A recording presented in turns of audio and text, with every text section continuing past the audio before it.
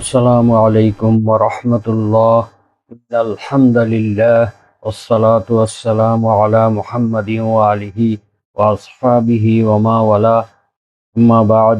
সম্মানিত দর্শক শ্রোতাবৃন্দ, মহাগ্রন্থ আল কোরআনের তাফসীর বর্ণনা অনুষ্ঠানের আজকের 105 নম্বর পর্ব নিয়ে আপনাদের সামনে উপস্থিত হয়েছি।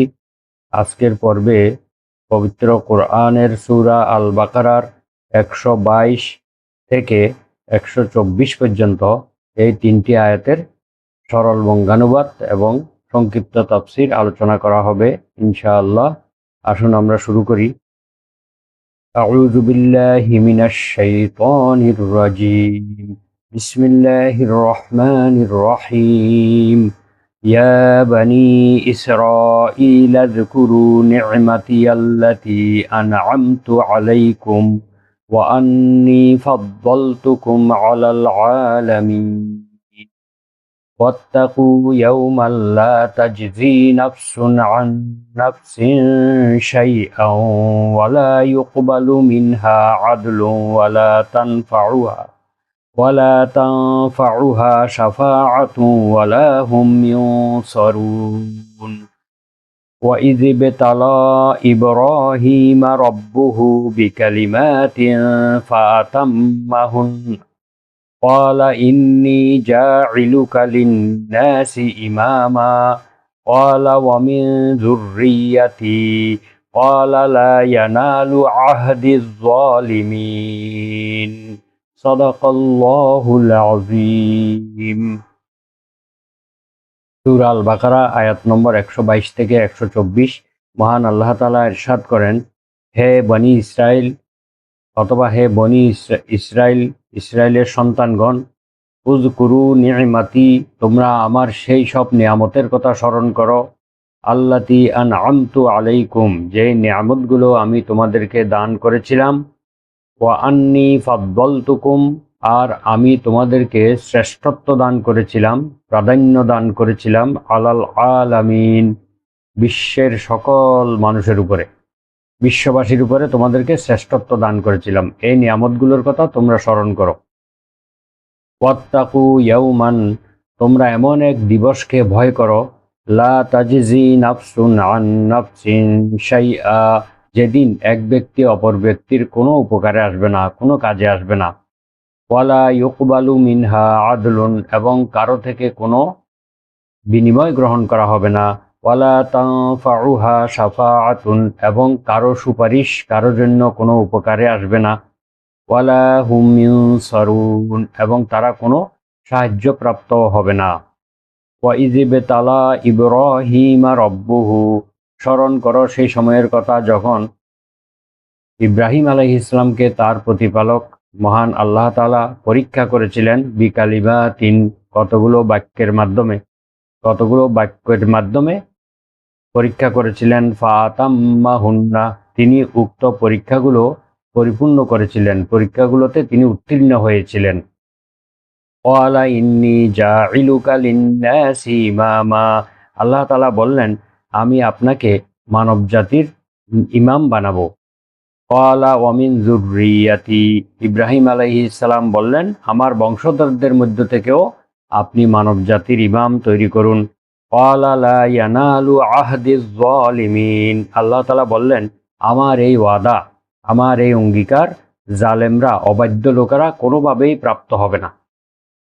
অর্থাৎ জালিমরা, অবাধ্য লোকেরা আমার এই অঙ্গীকার প্রাপ্ত হবে না, অর্থাৎ মানব জাতির ইমাম হওয়ার সেই সৌভাগ্য তারা লাভ করতে পারবে না। এ হচ্ছে আয়াতের সরল বঙ্গানুবাদ। তো প্রথম আয়াতে আল্লাহ তাআলা বললেন যে, হে বনি ইসরাইলগণ, তোমরা আমার নিয়ামতের কথা স্মরণ করো, যে নিয়ামত আমি দিয়েছিলাম। হুবহু এই অংশটুকু এই সূরার 40 নম্বর আয়াতে গিয়েছে, আমরা সেখানে বিস্তারিত ব্যাখ্যা করেছিলাম। তো এখানে বনি ইসরাইলদেরকে যেই নিয়ামত সমূহ আল্লাহ দিয়েছেন, অসংখ্য নিয়ামত তাদেরকে দিয়েছেন, এবং তৎকালীন যুগে সকল বিশ্ববাসীর উপরে তাদেরকে শ্রেষ্ঠত্ব দিয়েছিলেন, সম্মান দিয়েছিলেন। তাদেরকে যেই নিয়ামতগুলো দিয়েছিলেন সেগুলোর মধ্যে ফেরাউনের কবল থেকে তাদেরকে মুক্ত করা, তাদেরকে তিহের ময়দানে পানির ঝর্ণা দ্বারা বের করে দেওয়া, তারপরে তাদেরকে মান্না এবং সালোয়া নামক জান্নাতি খাবার তাদের জন্য নাজিল করা, তারপরে তাদেরকে মেঘমালা দ্বারা ছায়া প্রদান করা, এভাবে তাদেরকে জমির উৎপন্ন ফসল দ্বারা তাদেরকে রিজিক দান করা ইত্যাদি অসংখ্য নিয়ামতে তাদেরকে ভূষিত করেছিলেন আল্লাহ তাআলা। সেই নিয়ামতগুলো কথা তাদেরকে পুনরায় স্মরণ করিয়ে দেওয়ার জন্য এই আয়াতটি দ্বিতীয়বার আনার উদ্দেশ্য হলো আল্লাহ তাআলার এই কথার প্রতি গুরুত্ব আরোপ করার জন্য, গুরুত্ব দেওয়ার জন্য এটাকে দ্বিতীয়বার উল্লেখ করা হয়েছে এবং তাদেরকে মহানবী সাল্লাল্লাহু আলাইহি ওয়াসাল্লামের আনুগত্যের প্রতি উৎসাহ দেওয়া হয়েছে এবং যার গুণাবলীর বিবরণ তাদের কিতাবসমূহের মধ্যে তওরাত এবং ইঞ্জিলে রয়েছে, তার নাম এবং তার কার্যাবলী, তার বংশের বর্ণনা সবকিছু রয়েছে, এমনকি তার উম্মতের বর্ণনাও সেখানে রয়েছে। সুতরাং তাদেরকে এই কথাগুলো যেন গোপন না করে এবং এই নিয়ামতের কথাগুলো যেন তারা মানুষের কাছে প্রচার করে, এই ব্যাপারে তাদেরকে সতর্ক করা হয়েছে এবং এগুলো গোপন করা থেকে তাদেরকে ভয় প্রদর্শন করা হচ্ছে।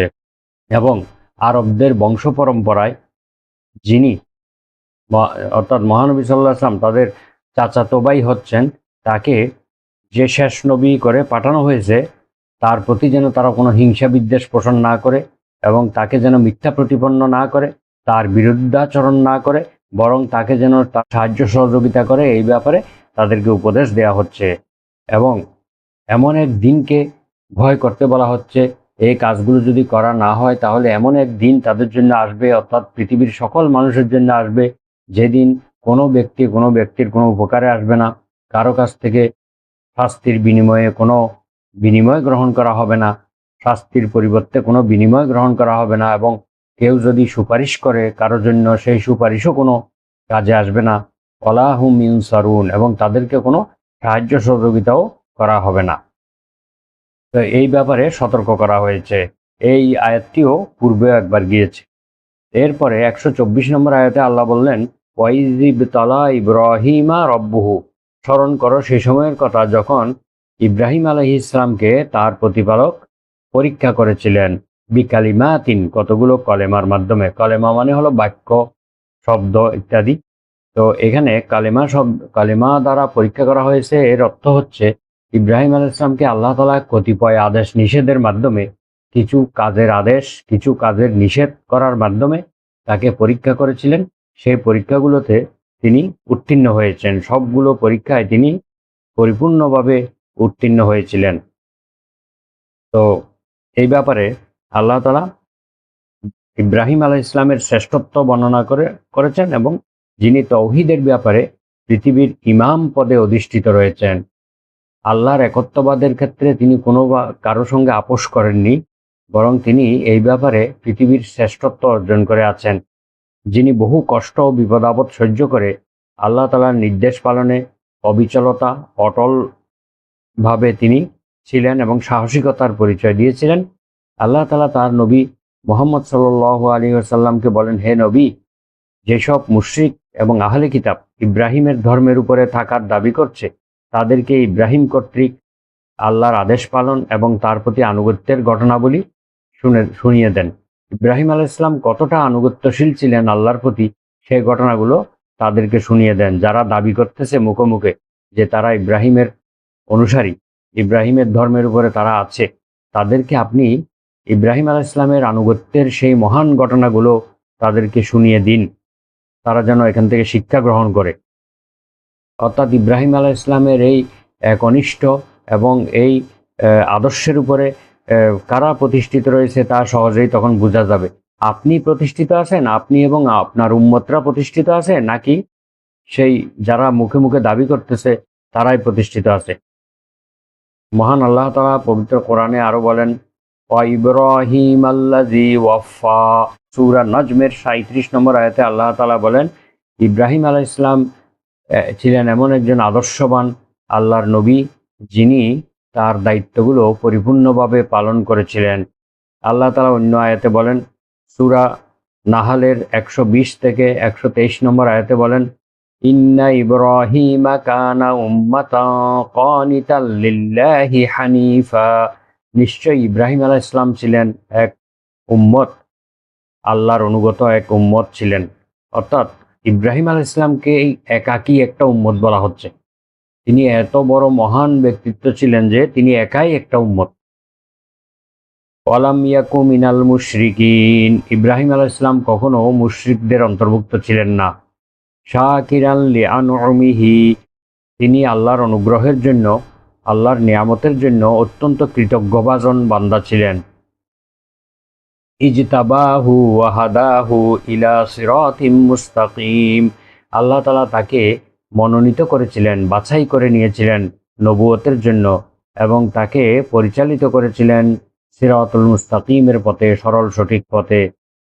ওয়া আতাইনাহু ফিদ দুনিয়া হাসানাহ, এবং আমি তাকে দুনিয়ার জীবনে দিয়েছিলাম কল্যাণ। ওয়া ইন্নাহু ফিল আখিরাতি লামিনাস সলিহিন, আর আখিরাতেও তিনি সৎকর্মপরায়ণদের, নেককার বান্দাদের অন্যতম হবেন। সুম্মা আওহাইনা ইলাইকা আনিত্তাবি'i মিল্লাতা ইব্রাহিমা হানিফা, অতঃপর আমি হে রাসূল আপনার কাছে ওহী নাজিল করতেছি এই মর্মে যে আপনি ইব্রাহিম আলাইহিস সালামের সেই একনিষ্ঠ দ্বীনের অনুসরণ করুন। ইব্রাহিম আলাইহিস সালামের দ্বীনের সেই আদর্শকে আপনি অনুসরণ করুন। ওয়ামা কানা মিনাল মুশরিকিন, ইব্রাহিম আলাইহিস সালাম কখনো মুশরিকদের অন্তর্ভুক্ত ছিলেন না। অর্থাৎ এই আয়াতের মধ্যে ইব্রাহিম আলাইহিস সালামের আনুগত্য, তার কৃতজ্ঞতা, তার আল্লাহমুখিতা এবং আল্লাহ তাআলার প্রতি নিষ্ঠা ইত্যাদির বর্ণনা দেওয়া হচ্ছে, এই জন্য যে আমরা যেন তার মতোই, যেহেতু আমরা ইব্রাহিম আলাইহিস সালামের আদর্শের অনুসারী, সুতরাং তার মতো আদর্শ যেন আমাদের মধ্যে থাকে, এই জন্য আল্লাহ তাআলা এই আয়াতগুলোতে আমাদেরকে নির্দেশ দিচ্ছেন। এরপরে আল্লাহ তাআলা আরো সূরা আনআমের 161 নম্বর আয়াতে বলেন, কুল ইন্নানি হাদানি রব্বি ইলা সিরাতিম মুস্তাকিম দীনান কিয়ামাম মিল্লাতা ইব্রাহিমা হানিফা ওয়া মা কানা মিনাল মুশরিকিন, হে রাসূল আপনি ঘোষণা করে দিন, নিঃসন্দেহে আমার প্রতিপালক আমাকে সঠিক এবং নির্ভুল পথে পরিচালিত করছেন, আমাকে সঠিক এবং নির্ভুল পথে পরিচালিত করছেন, যেটি হচ্ছে সিরাতুল মুস্তাকিম, এমন একটি দিন, দীনান কিয়ামাম মিল্লাতা ইব্রাহিম, এমন একটি সুপ্রতিষ্ঠিত দিন যা ইব্রাহিম আলাইহিস সালামের অবলম্বনকৃত আদর্শ। ইব্রাহিম আলাইহিস সালাম যে আদর্শকে অবলম্বন করেছিলেন সেই আদর্শের প্রতি আল্লাহ আমাকে পথ প্রদর্শন করেছেন। ওয়ামা কানা মিনাল মুশরিকিন, আর ইব্রাহিম আলাইহিস সালাম ছিলেন একজন ঐকান্তিক, একজন নিষ্ঠাবান আল্লাহর বান্দা, তিনি মুশরিকদের অন্তর্ভুক্ত ছিলেন না। আল্লাহ তাআলা আরো ইব্রাহিম আলাইহিস সালাম সম্পর্কে সূরা আলী ইমরানের 67 এবং 68 এই দুটি আয়াতে বলেন, মা কানা ইব্রাহিমু ইয়াহুদিয়াও ওয়ালা নাসরানিয়াও ওয়ালাকিন কানা হানিফাম মুসলিমা, ইব্রাহিম আলাইহিস সালাম কখনো ইহুদি ছিলেন না এবং তিনি নাসারাও ছিলেন না, খ্রিস্টানও ছিলেন না। ওয়ালাকিন কানা হানিফাম মুসলিমা, বরং তিনি ছিলেন একজন নিষ্ঠাবান মুসলিম, আত্মসমর্পণকারী। কারণ ইহুদিরা ইব্রাহিম আলাইহিস সালামকে তাদের বংশের লোক মনে করতেন, খ্রিস্টানরা তারা তাদের জাতির অন্তর্ভুক্ত মনে করতেন। এই জন্য আল্লাহ তাআলা তাদের এই দাবিকে খণ্ডন করে বলছেন, ইব্রাহিম আলাইহিস সালাম ইহুদিও ছিলেন না, খ্রিস্টানও ছিলেন না, বরং তিনি একজন নিষ্ঠাবান মুসলিম ছিলেন। ওয়ামা কানা মিনাল মুশরিকিন, তিনি কখনো মুশরিক ছিলেন না। ইন্না আওলান নাসি বিইব্রাহিমা লাল্লাযীনা তাবাউহু ওয়া হাযান নাবিয়্যু, নিশ্চয়ই ইব্রাহিম আলাইহিস সালামের অত্যন্ত ঘনিষ্ঠ ব্যক্তি হচ্ছেন আল্লাযীনা তাবাউহু, যারা তাকে অনুসরণ করেছে নিষ্ঠার সাথে। ইব্রাহিম আলাইহিস সালামকে যারা নিষ্ঠার সাথে অনুসরণ করেছে তারাই হচ্ছে তার জন্য ঘনিষ্ঠ ব্যক্তি, তার কাছে একান্ত কাছের লোক। ওয়া হাযান নাবিয়্যু, এবং এই নবী অর্থাৎ মহানবী সাল্লাল্লাহু আলাইহি সাল্লামকে উদ্দেশ্য করে বলা হচ্ছে, এই মুহাম্মদ সাল্লাল্লাহু আলাইহি সাল্লামও ইব্রাহিম আলাইহিস সালামের একান্ত অনুসারী। আল্লাযীনা আমানু, এবং ওয়াল্লাযীনা আমানু, এবং যারা ঈমান এনেছে তারাও ইব্রাহিম আলাইহিস সালামের খুব কাছের লোক, এবং আমাদের মহানবী সাল্লাল্লাহু আলাইহি সাল্লাম ইব্রাহিম আলাইহিস সালামের অত্যন্ত ঘনিষ্ঠ ব্যক্তিত্ব। ওয়াল্লাহু ওয়ালিয়ুল মুমিনিন, এবং আল্লাহ তাআলা হচ্ছেন মুমিনদের একান্ত বন্ধু, একান্ত অভিভাবক। মুমিনদের বন্ধু হচ্ছেন আল্লাহ তাআলা। ইব্রাহিম আলাইহিস সালামকে আল্লাহ তাআলা কয়েকটি পরীক্ষা করেছিলেন কালিমাত দ্বারা, অর্থাৎ কয়েকটি বাক্য দ্বারা, কালিমা দ্বারা পরীক্ষা করেছিলেন। এর অর্থ কি আসলে? এবং এই পরীক্ষায় তিনি কিভাবে কৃতকার্য হয়েছিলেন। কালিমাত শব্দের অর্থ, শাব্দিক অর্থ হলো কতগুলো বাক্য, কিন্তু এখানে আয়াতের তাফসিরে, বিভিন্ন তাফসিরে উল্লেখ করা হয়েছে যে এটা শরীয়তের আদেশ নিষেধ। শরীয়তের কিছু আদেশ এবং নিষেধের মাধ্যমে ইব্রাহিম আলাইহিস সালামকে আল্লাহ পরীক্ষা করেছিলেন। এটাকে বলা হয় কালিমাতে তাকদিরিয়াহ, নির্ধারিত কতগুলো কালেমা। যেমন মরিয়াম আলাইহাস সালাম সম্বন্ধে আল্লাহ তাআলা বলেন, ওয়াসাদ্দাকাত বিকালিমাতি রাব্বিহা ওয়া কুতুবিহি ওয়া কানাত মিনাল কানিতিন। ওয়াসাদ্দাকাত বিকালিমাতি রাব্বিহা, মারিয়াম আলাইহিস সালাম তার প্রতিপালকের বাণী এবং তার কিতাবসমূহ সত্য বলে গ্রহণ করেছিল। ওয়া কানাত মিনাল কানিতিন, সে ছিল অনুগতদের একজন। সূরা তাহরিমের 12 নং আয়াতে একথা বলা হয়েছে। আবার কালিমাতুনের ভাবার্থ হচ্ছে কালিমায়ে শরইয়া, অর্থাৎ শরীয়তের কিছু বাক্য, আদেশ। আল্লাহ তাআলা বলেন, ওয়াতাম্মাত কালিমাতু রাব্বিকা সিদকাও ওয়া আদলা, তোমার প্রতিপালকের আদেশ সত্যতা এবং ইনসাফের সাথে পরিপূর্ণ, ইনসাফের দিক দিয়ে এবং সত্যতার দিক থেকে পরিপূর্ণ হয়ে গিয়েছে। সূরা আনআমের 115 নম্বর আয়াত এটি। তো ইব্রাহিম আলাইহিস সালাম কালেমাত গুলো হচ্ছে সত্য সংবাদ অথবা সুবিচার সন্ধান। এই বাক্যগুলি পূর্ণ করার প্রতিদান স্বরূপ ইব্রাহিম আলাইহিস সালাম মানব জাতির ইমামতি বা নেতৃত্ব লাভ করেন। এবং ইব্রাহিম আলাইহিস সালামকে কোন কথাগুলো দ্বারা পরীক্ষা করা হয়েছিল, মহান আল্লাহ তাআলা কিভাবে পরীক্ষা করেছিলেন, ইব্রাহিম আলাইহিস সালামকে কিভাবে আল্লাহ পরীক্ষা করেছিলেন, ইবনে আব্বাস রাদিয়াল্লাহু আনহুর উদ্ধৃতিতে দিয়ে কয়েকটি বর্ণনা পাওয়া যায়। সে বর্ণনাগুলো হচ্ছে যে আল্লাহ তাআলা ইব্রাহিমকে ধর্মীয় আমল যেমন হজ দ্বারা পরীক্ষা করেছেন। ইবনে আব্বাস রাদিয়াল্লাহু আনহু বলেন যে আল্লাহ তাকে পবিত্রতা দ্বারা পরীক্ষা করেছিলেন, যেমন অজু, তায়াম্মুম ইত্যাদির মাধ্যমে পরীক্ষা করেছিলেন।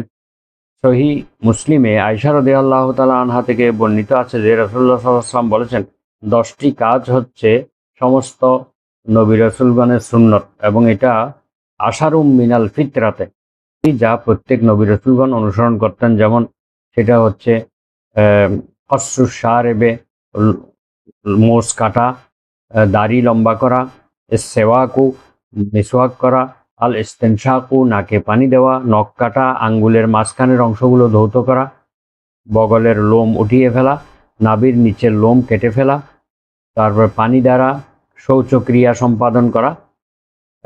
এই কাজগুলি হচ্ছে ইসলামিক আদর্শের অন্তর্গত।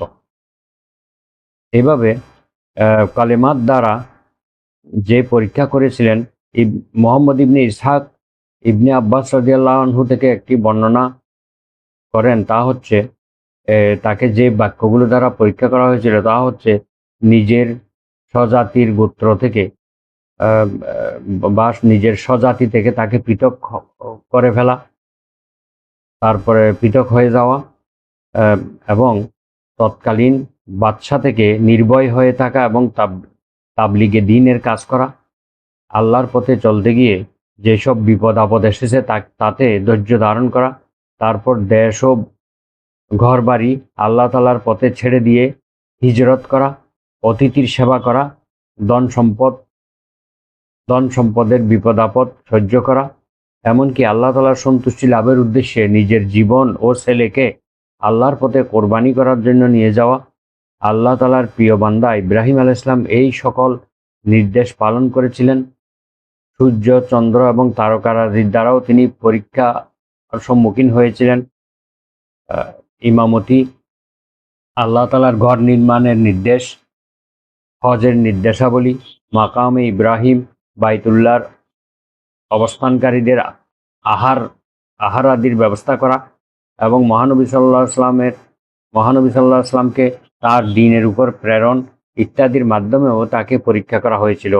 আল্লাহ তাআলা ইব্রাহিম আলাইহিস সালামকে বিভিন্নভাবে পরীক্ষা করার পর এবার একটা কঠিন পরীক্ষার সম্মুখীন করেন। সেটা হচ্ছে তাকে বলেন আল্লাহ তাআলা, আসলিম, ক্বালা আসলামতু লিরাব্বিল আলামিন, তুমি ইসলাম গ্রহণ করো, অর্থাৎ তুমি আনুগত্য স্বীকার করো, আত্মসমর্পণ করো। তখন ইব্রাহিম আলাইহিস সালাম বিনা শর্তে কোনো ধরনের শর্ত আরোপ না করে তিনি নিঃশর্তভাবে বলেছিলেন, আসলামতু লিরাব্বিল আলামিন, আমি বিশ্বজাহানের প্রতিপালকের কাছে আত্মসমর্পণ করলাম। এভাবে ইব্রাহিম আলাইহিস সালাম যে বিষয়গুলো পরীক্ষিত হয়েছিলেন, তাফসিরে জালালাইনে বিভিন্ন বিষয় উল্লেখ রয়েছে। সেটা হচ্ছে ইব্রাহিম আলাইহিস সালামকে আল্লাহ তাআলা একমাত্র সন্তান ইসমাইলকে কোরবানি করার জন্য ইঙ্গিত করলে তিনি তৎক্ষণাৎ কোরবানি করার জন্য প্রস্তুতি গ্রহণ করেন এবং তাকে নিয়ে কোরবানি করার জন্য চলে যান। তারকা পূজকদের সম্পর্ক ছিন্ন করতে বললে তিনি তাৎক্ষণিকভাবে ছিন্ন করেন এবং তিনি নিজের দেশ থেকে সিরিয়া চলে যান। আরব উপত্যকায় আল্লাহর ঘর তৈরি করা এবং সেই অঞ্চলকে বসবাসের উপযোগী করার আদেশ হলে তিনি ইসমাইল আলাইহিস সালামকে সঙ্গে নিয়ে সেই কাজগুলো সম্পন্ন করেন, কাবাঘর তৈরি করেন। নমরুদ তাকে আগুনে নিক্ষেপ করলে তিনি ঈমান থেকে বিন্দুমাত্র বিচ্যুত হননি এবং অবিচল ছিলেন সেখানে। এই বড় বড় পরীক্ষায় তিনি উত্তীর্ণ হয়েছিলেন। এরপরে আল্লাহ তাআলা বলেন, ওয়ালা ইন্নী জাইলুকা লিন্নাসি ইমামা, আমি আপনাকে মানব জাতির জন্য ইমাম বানাতে চাই। ইব্রাহিম আলাইহিস সালাম দাবি করলেন যে আমার বংশধরদের মধ্য থেকেও আপনি ইমাম বানান। আল্লাহ তাআলা বললেন, হ্যাঁ আমি ইমাম বানাবো, কিন্তু লা ইয়ানালু আহাদিজ জালিমিন, আমার এই অঙ্গীকার, আমার এই ওয়াদা জালেমরা, অবাধ্য লোকেরা কখনো পাবে না। এর ব্যাখ্যা হলো, ইহুদিরা বড়াই করে বলতো যে আমরা ইব্রাহিমের বংশধর এবং নবুয়ত এবং মর্যাদা আমাদের বংশেই থাকবে, এভাবে তারা দাবি করত। তো আল্লাহ তাআলা ইব্রাহিম আলাইহিস সালামকে নবুয়ত তার বংশের মধ্যেই থাকবে বলে যে প্রতিশ্রুতি দিয়েছিলেন সেটা নিয়ে তারা বড়াই করত। তারা আরো বলতো যে আমরা তো ইব্রাহিমের ধর্মেই আছি এবং তার দিন ধর্মই আমরা মেনে চলি, একথা তারা মুখে মুখে বলতো। আল্লাহ তাআলা বলেন, হযরত ইব্রাহিম আলাইহিস সালামকে আল্লাহ তাআলা কথা দিয়েছিলেন সত্য, যে তবে সৎ অসৎ, যোগ্য অযোগ্য নির্বিশেষে সবাইকে তিনি এই নিয়ামত দিয়ে ধন্য করবেন এমন নয়, বরং যারা সৎ এবং যোগ্য সুপথগামী আল্লাহর নিষ্ঠাবান বান্দা, এই প্রতিশ্রুতি হচ্ছে তাদের জন্য। আর ইব্রাহিম আলাইহিস সালামের দুই পুত্র ছিলেন, একজন ইসহাক আলাইহিস সালাম আর একজন ইসমাইল আলাইহিস সালাম। দীর্ঘকাল পর্যন্ত ইসহাক আলাইহিস সালামের বংশধরদের মধ্যে নবুয়ত ছিল, পরবর্তীতে ইসমাইল আলাইহিস সালামের বংশধরের মধ্যে এই নবুয়তের ধারা চলমান ছিল। ইব্রাহিম আলাইহিস সালামের দোয়া উভয় পুত্রের জন্য ছিল। আল্লাহ তাআলা তখন বলেছিলেন, আপনার বংশধরগণের মধ্য থেকে যারা অবাধ্যাচারী হবে, আমার আনুগত্যের বাইরে চলে যাবে, তারা নবুয়ত রূপী নিয়ামতের অধিকারী হবে না। অবশ্য যারা আনুগত্যপূর্ণ জীবনযাপন করবে, নিষ্ঠাবান বান্দা হবে, তাদের মধ্য থেকে কেউ কেউ এই নবুয়ত রূপী নিয়ামতের অধিকারী হবে। আল্লাহ তাআলা এই কথাটা বলে দিয়েছেন। আল্লাহ তাআলা বলেন, ওয়া জাআলনা ফি যুররিয়াতিহি নবুওয়াতা ওয়াল কিতাব, এবং তার বংশধরদের জন্য আমি স্থির করলাম নবুয়ত এবং কিতাব, অর্থাৎ আমি যত কিতাব দেব, নবুয়ত দেব, সেগুলো ইব্রাহিম আলাইহিস সালামের বংশধরদের মধ্যেই দেব। যারা নিষ্ঠাবান হবে, আনুগত্যশীল বান্দা হবে, তাদেরকেই আমি মনোনীত করব। সূরা আনকাবুতের ২৭ নম্বর আয়াতে একথা বলা হয়েছে। তো ইবনে জারির রাহিমাহুল্লাহ বলেন যে এই আয়াত থেকে জানা যায় যে অত্যাচারীকে ইমাম নিযুক্ত করা যাবে না। যেহেতু আল্লাহ তাআলা বলছেন যে যারা আনুগত্যশীল হবে, নিষ্ঠাবান বান্দা হবে, তাদেরকেই নবুয়ত দেওয়া হবে এবং মানব জাতির ইমাম বানানো হবে। তো এই জন্য কোনো অত্যাচারী পাপাচারী লোককে ইমাম নিযুক্ত করা ঠিক হবে না। অত্যাচারী ব্যক্তি খলিফা, বিচারক, মুফতি, সাক্ষী এবং বর্ণনাকারী হতে পারে না ইসলামী শরীয়তের বিধান অনুযায়ী। তো মহান আল্লাহ তাআলা আমাদেরকে এই আয়াত ৩টি থেকে শিক্ষা গ্রহণ করার তৌফিক দান করুন। ওয়া আখিরু দাওয়ানা আনিল হামদুলিল্লাহি রাব্বিল আলামিন। সুবহানাকা আল্লাহুম্মা ওয়া বিহামদিকা আশহাদু আল্লা ইলাহা ইল্লা আনতা আস্তাগফিরুকা ওয়া আতুবু ইলাইক। আসসালামু আলাইকুম ওয়া রাহমাতুল্লাহ।